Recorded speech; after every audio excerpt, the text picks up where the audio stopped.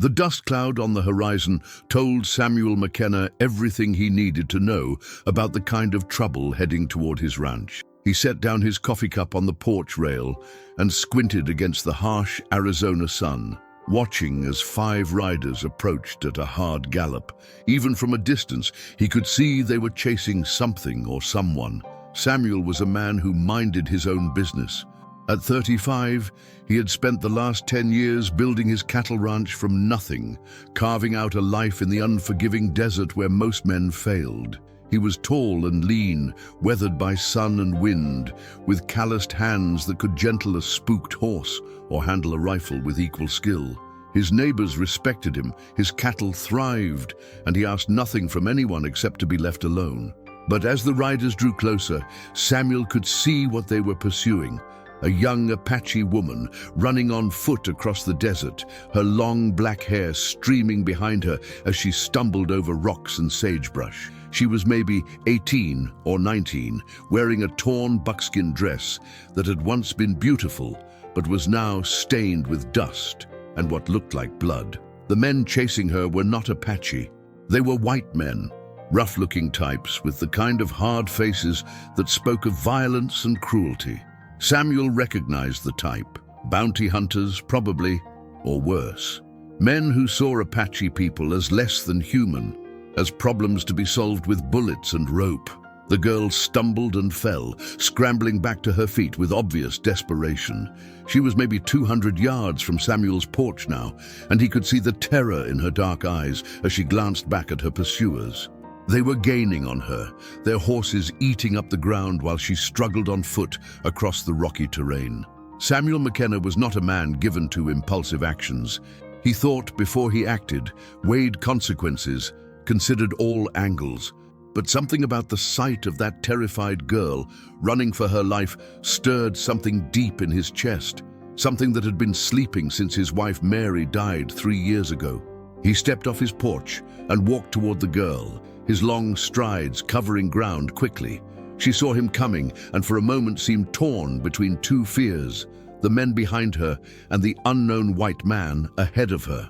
But desperation won out, and she ran straight toward him. "Sir, please," she gasped in heavily accented English as she reached him, her chest heaving with exhaustion. "Please, don't let them hurt me. I have done nothing wrong, nothing." Up close, Samuel could see that she was even younger than he had thought, probably no more than 17. Her face was beautiful in the way of her people. High cheekbones, large dark eyes, skin the color of warm honey. But those eyes held a terror that no child should ever know, and there were bruises on her arms that spoke of recent violence. "What's your name?" Samuel asked quietly, positioning himself between her and the approaching riders. "Aiyana," she whispered. "It means eternal blossom. My grandmother gave me this name." "Well, Aiyana," Samuel said, his voice calm despite the anger building in his chest. "You just stay behind me now. Nobody's going to hurt you." The 5 riders thundered into his yard, their horses snorting and stamping as they pulled up short. Their leader was a big man with a scraggly beard and cold blue eyes that held no warmth or mercy. He wore a badge that looked official enough, though Samuel suspected it was either stolen or bought from some corrupt territorial official. "Afternoon, McKenna," the man said, touching the brim of his hat in a mockery of politeness. "Name's Garrett. I'm a deputy marshal, and I'm here on official business. That Apache girl you got there is wanted for murder." Samuel kept his expression neutral, though his hand drifted casually toward the Colt .45 on his hip. "Is that so? What's she supposed to have murdered?" "Killed a white woman up in Tucson," Garrett said, his eyes never leaving Aiyana. "Stabbed her to death in cold blood, then stole her jewelry. We've been tracking her for 3 days. Behind Samuel, Aiyana made a small sound of distress. "That is not true," she whispered. "I have never been to Tucson. I have never hurt anyone." "Apache lying comes as natural as breathing," one of the other men said with a cruel laugh. "I can't trust a word they say." Samuel studied the men carefully. Their horses were lathered with sweat, but not from a 3-day pursuit. These animals had been ridden hard recently, but not for days. Their gear was too clean, their clothes too fresh. And there was something in their eyes, a hungry look that had nothing to do with justice and everything to do with the kind of violence men did for pleasure. "You got papers on this warrant?" Samuel asked. Garrett's hand moved to his gun. "Don't need to show you nothing, McKenna. Just hand over the girl and we'll be on our way." "See, that's where you're wrong," Samuel said, his voice still calm, but with an edge of steel creeping in. "This is my land, and I don't let anyone take anyone off my land without proper documentation. So either you show me a warrant or you ride on." The tension in the yard ratcheted up several notches. The 5 men spread out slightly, hands moving toward their weapons. Samuel could feel Aiyana trembling behind him, but he kept his attention focused on the men in front of him. "You're making a mistake, McKenna," Garrett said. "That girl's a killer. You harboring her makes you an accessory, and you threatening me on my own land makes you trespassers," Samuel replied. "Now I'm going to count to 10. If you're not off my property by then, I'm going to assume you're here to cause trouble, and I'll act accordingly." "You're 1 man against 5, another rider said. "You sure you want to play those odds?" Samuel smiled, but it was not a pleasant expression. "Boys, I've been living out here for 10 years. I've fought Apache war parties, Mexican bandits, and every kind of 2-legged varmint you can imagine. 5 saddle tramps don't worry me much." He began counting. 1, 2, 3. The men looked at each other uncertainly. They had expected easy intimidation, not resistance from a lone rancher. 4, 5, 6.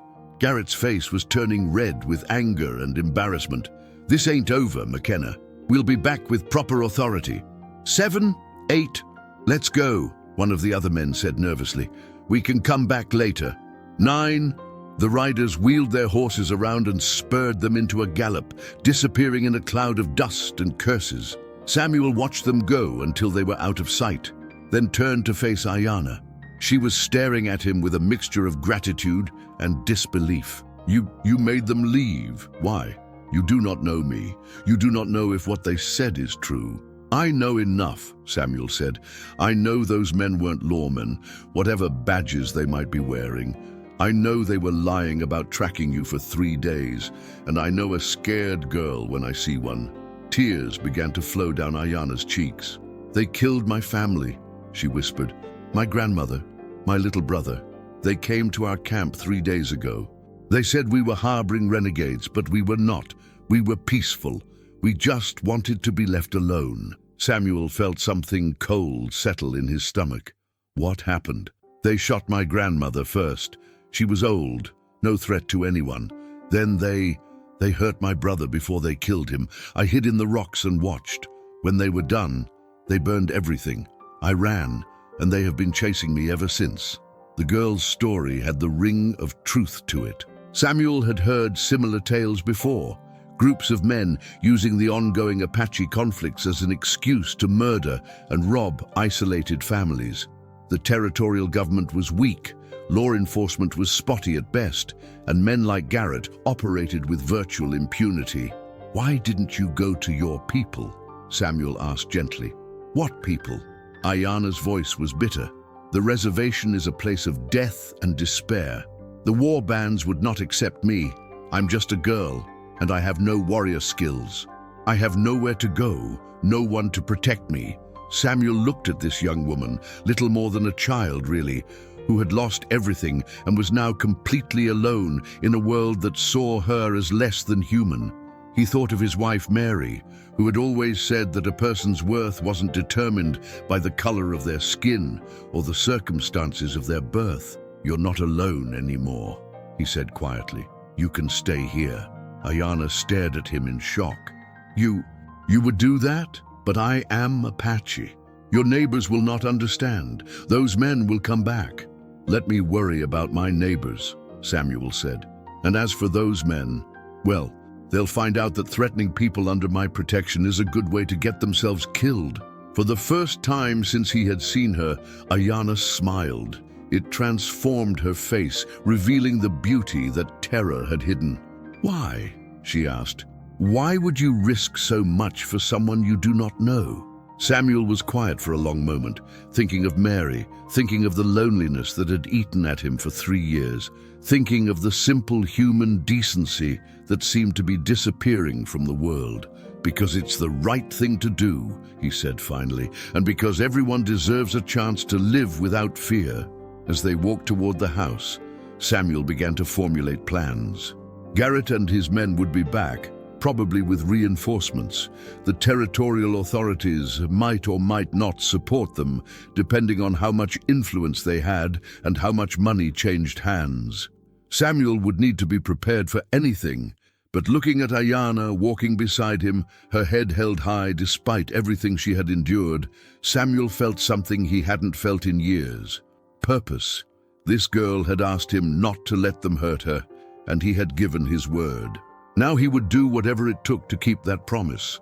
What Samuel McKenna didn't know yet was that protecting Aiyana would require more than just courage and gun skills. It would require him to challenge the very foundations of the society he lived in, to make enemies of powerful men, and to risk everything he had built. But it would also give him something he had thought lost forever, a reason to fight for something greater than himself. The girl who had begged for protection was about to discover that Samuel McKenna was a man who kept his promises, no matter the cost. 3 days passed in deceptive peace. Samuel used the time to learn more about Aiyana and to prepare for the trouble he knew was coming. She was intelligent and quick to learn, speaking English better than she had initially let on. Her grandmother had taught her to read and write, unusual skills for an Apache woman, and she had a natural grace that spoke of good breeding among her people. But it was her resilience that impressed Samuel most. Despite the trauma she had endured, Aiyana threw herself into helping around the ranch with a determination that bordered on fierce. She cooked, cleaned, tended the vegetable garden, and even helped with the horses, demonstrating a natural way with animals that reminded Samuel of his late wife. "You don't have to work so hard," he told her on the 3rd evening as she prepared another excellent meal. "You're not a servant here." "I must earn my place," Aiyana replied, not looking up from the stew she was stirring. "I will not be a burden." "You're not a burden," Samuel said firmly. "You're a guest. More than that, you're under my protection." She looked at him then, her dark eyes serious. "In my grandmother's stories, when a warrior takes someone under his protection, it is a sacred bond. Is it the same for your people?" "It should be," Samuel said. "For decent people, it is." That night, Samuel was awakened by the sound of riders approaching. He slipped out of bed and moved to the window, peering out into the moonlit yard. There were at least a dozen men this time, more than he had expected. Garrett was there, along with his original 4 companions, but the others were new faces, and some of them wore the uniforms of territorial militia. Samuel dressed quickly and grabbed his rifle, then moved to Aiyana's room. She was already awake, sitting up in bed with fear written across her face. "They've come back," she whispered. "I know. Listen to me carefully. There's a root cellar behind the kitchen with a hidden entrance under the loose floorboard. Get down there and stay quiet no matter what you hear. Don't come out until I come for you personally." "What if they kill you?" The question was asked with such simple directness that it took Samuel's breath away. "Then you wait until dawn and ride my fastest horse to the Hendricks Ranch 20 miles north. Tell them what happened and ask them to get word to the territorial governor." Aiyana nodded, then surprised him by reaching out and touching his hand. "Thank you," she said quietly, "for everything." Samuel squeezed her hand gently. "Just stay hidden. I'll handle this." He watched her disappear toward the kitchen, then took his position on the front porch. The riders had formed a semicircle around his house, and he could see more movement in the darkness beyond. They had the place surrounded. Garrett rode forward, a smug expression on his face. "Evening, McKenna. Hope we didn't wake you." "What do you want, Garrett?" "Same thing as before, the Apache girl, only this time I've got proper authority." He held up an official-looking document. Warrant signed by Territorial Judge Morrison himself. Samuel studied the paper from a distance. It looked genuine enough, but he had learned not to trust appearances where Garrett was concerned. "Judge Morrison, huh? Funny thing about that, I happen to know Judge Morrison is in Denver for his daughter's wedding. Has been for 2 weeks. Garrett's confident expression flickered slightly. You're mistaken, am I? Because I also happen to know that Judge Morrison's signature looks nothing like what's on that paper. I've seen it plenty of times on legitimate documents. The tension in the yard ratcheted up several notches. Samuel could see hands moving toward weapons, horses shifting restlessly as their riders prepared for action. You're calling me a liar, McKenna? I'm calling you a fraud and a murderer, Samuel said calmly. That girl told me what you did to her family. Killed an old woman and a child in cold blood, then burned their camp. Now you're trying to finish the job by murdering the only witness. Prove it! Garrett snarled. Don't need to prove it. This is my land, and I'm telling you to get off it. You want the girl? You'll have to go through me. One of the militia officers rode forward. Mr. McKenna, I'm Captain Bradley.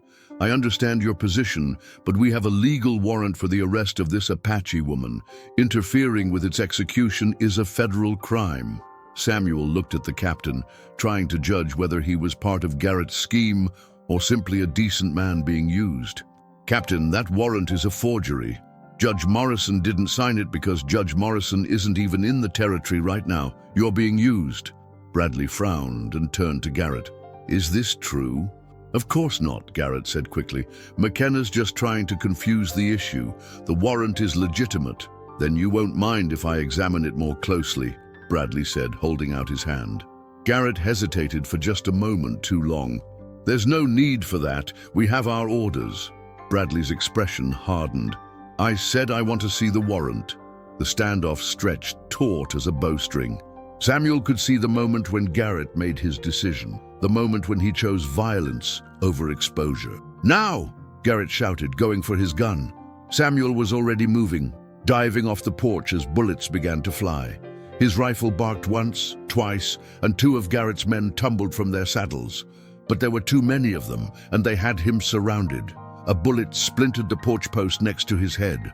Another shattered a window behind him. Samuel rolled behind a water trough and tried to get a clear shot, but the attackers were spread out and using their horses for cover. Then he heard Captain Bradley's voice shouting over the gunfire.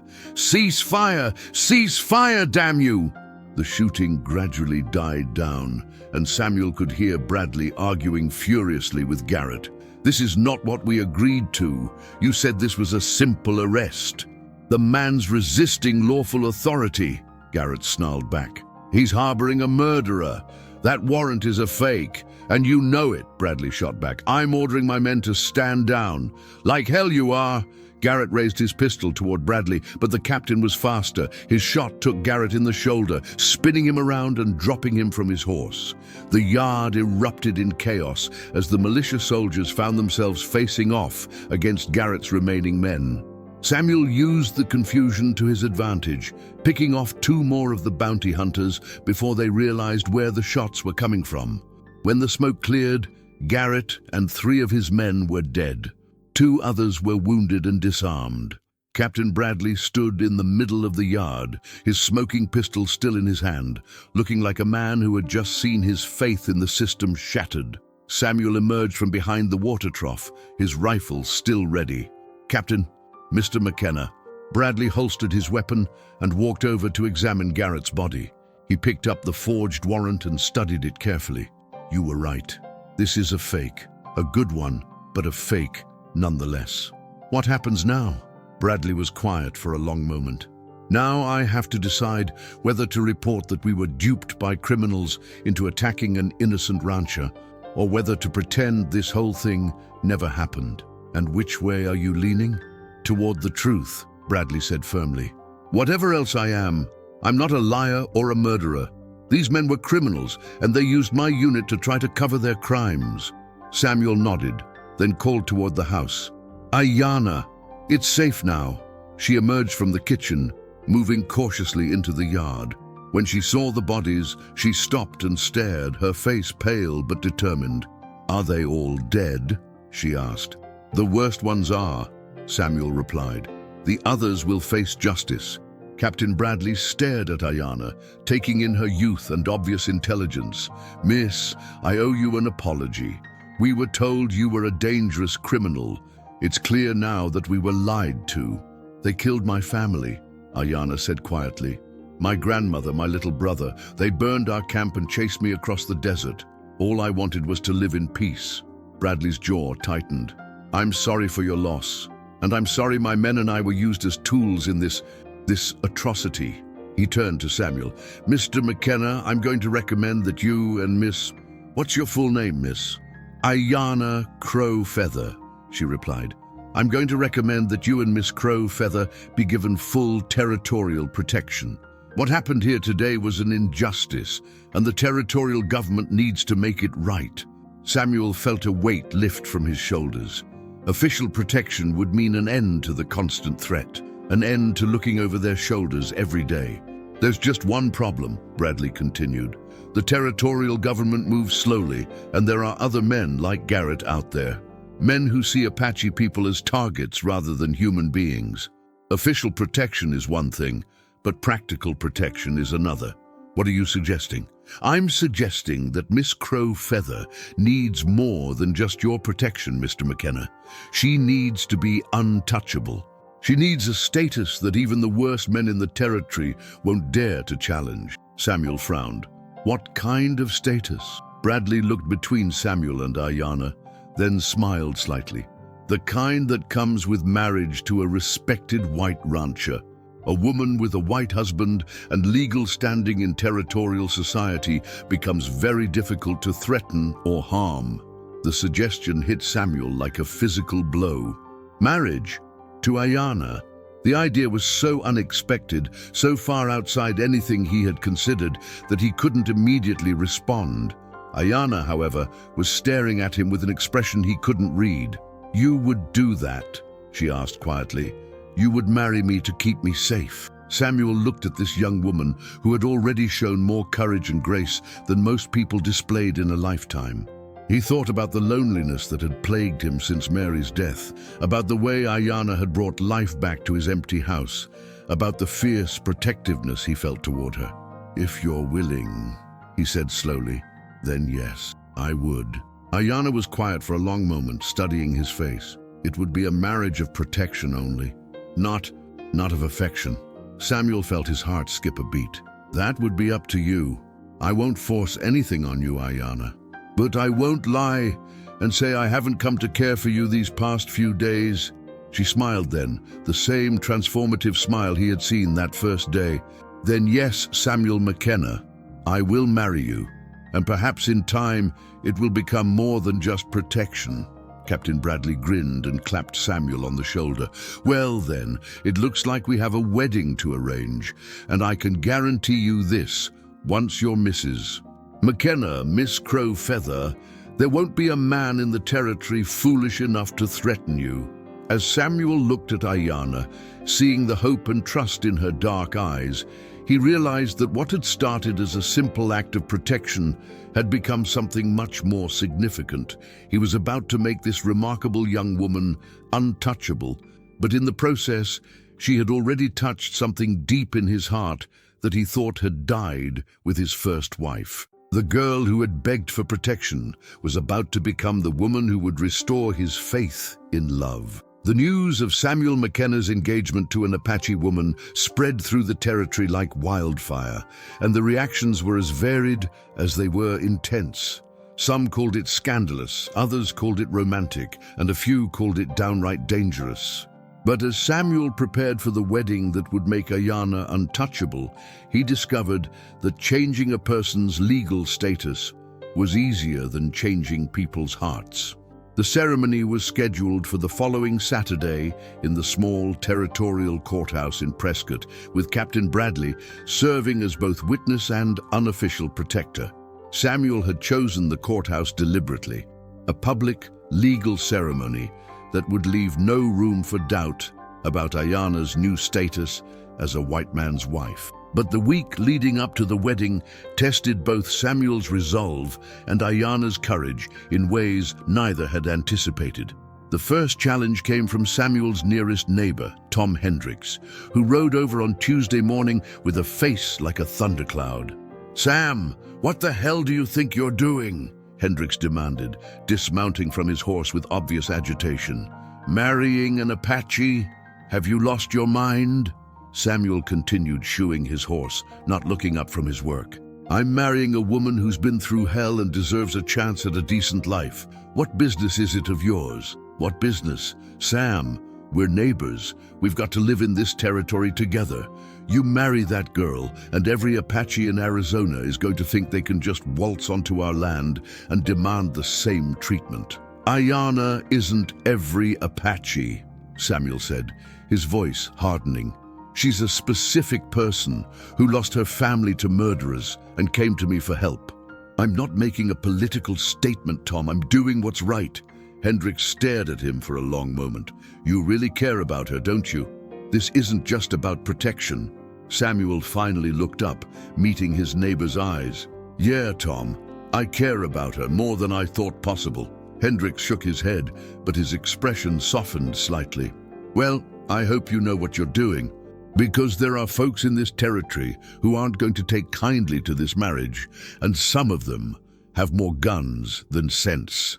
The second challenge came from an unexpected source, Aiyana herself. On Wednesday evening, as they sat on the porch watching the sunset, she turned to him with troubled eyes. Samuel, I have been thinking about what we are about to do, having second thoughts. Not second thoughts, but concerns. You are a good man, a respected man. This marriage will bring you trouble. People will look at you differently, treat you differently. Your children will be half Apache, and this territory is not kind to mixed-blood children. Samuel was quiet for a moment, considering her words. Aiyana, I've been alone for 3 years. Before you came here, I was just going through the motions of living. You've brought something back to my life that I thought was gone forever. But the difficulties will be worth it, he said firmly. Besides, I'm not exactly a social butterfly anyway. The people whose opinions matter to me will understand. The people who don't understand, well, I never cared much about their opinions anyway. Aiyana smiled, but he could see the worry still lingering in her eyes. In my grandmother's stories, love that crosses tribal boundaries always comes with a great price. I do not want you to pay too high a price for protecting me. Let me worry about the price, Samuel said, reaching over to take her hand. You just worry about being happy. The third challenge came on Friday, the day before the wedding, in the form of a delegation from Prescott's concerned citizens. Samuel was working in the barn when he heard horses approaching. He stepped outside to see 5 well-dressed men dismounting in his yard, led by a portly man in an expensive suit whom Samuel recognized as Mayor Harrison. Mr. McKenna, the mayor said, his tone carefully neutral. We need to talk. About what? About this wedding you're planning. The Territorial Council has asked us to speak with you about the implications of your decision. Samuel crossed his arms. What implications? Another man stepped forward, Judge Whitman, a territorial appointee with political ambitions. Mr. McKenna, we understand you feel some obligation to this Apache woman. But marriage, surely there are other ways to ensure her protection without creating such a precedent. What kind of precedent? The precedent of white men marrying Apache women, Mayor Harrison said bluntly. If this becomes acceptable, where does it end? Do we start allowing Apache men to marry white women? Do we integrate our schools, our churches, our entire society? Samuel felt his temper rising. Gentlemen, I'm not trying to integrate anything. I'm trying to marry a woman I care about. What other people choose to do is their business. But you're a respected member of this community, Judge Whitman pressed. Your actions carry weight. Other men might follow your example. And that would be a problem because... The 5 men exchanged glances, clearly uncomfortable with having to state their prejudices so directly. Because it would undermine the natural order of things, the mayor said finally. There are differences between the races, Mr. McKenna. Differences that can't be overcome by good intentions. Samuel stared at them for a long moment, then shook his head. Gentlemen, I've seen Aiyana cook, clean, read, write, tend animals, and show more courage in a week than most people show in a lifetime. If that's not civilized behavior, then I don't know what is. "She's Apache," one of the other men said, as if that explained everything. "She's human," Samuel replied. "And tomorrow she's going to be my wife. If you gentlemen have a problem with that, you're welcome to take it up with Captain Bradley and his soldiers." The delegation left with dark mutterings about consequences and regrettable decisions, but Samuel noticed they didn't make any direct threats. The presence of federal troops in town was clearly having a moderating effect on the more extreme elements. That evening, Samuel found Aiyana sitting by the window, staring out at the desert. She had been quiet all day, and he could sense her inner turmoil. "Talk to me," he said, sitting beside her. "I heard what those men said today," she admitted, "about precedence and natural order. Maybe they are right. Maybe this marriage will cause more problems than it solves." "Aiyana, look at me." When she turned to face him, he took her hands in his. "Those men are afraid.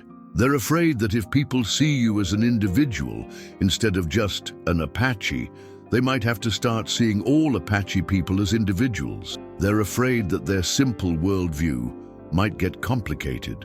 But what if they are right about the consequences? What if other white men do follow your example? What if there is trouble?" Samuel smiled.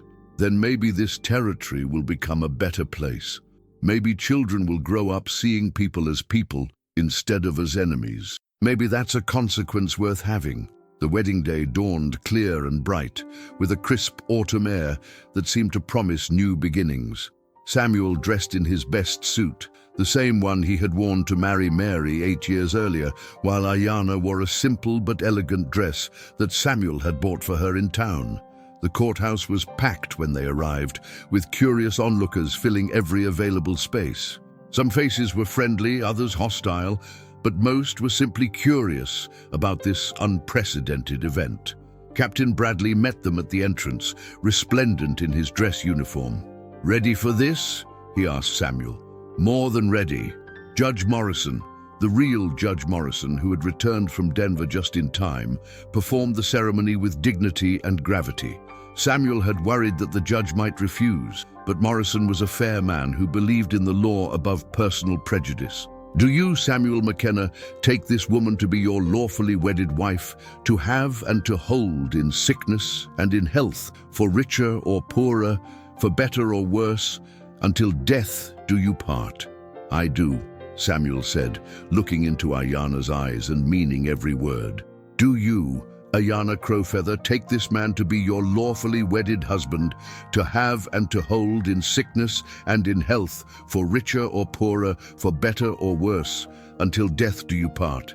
"I do," Aiyana replied, her voice clear and strong. "By the power vested in me by the territory of Arizona, I now pronounce you husband and wife. You may kiss the bride." Samuel leaned down and kissed Aiyana gently, sealing their union before God, the law, and a crowd of witnesses who would carry the news across the territory.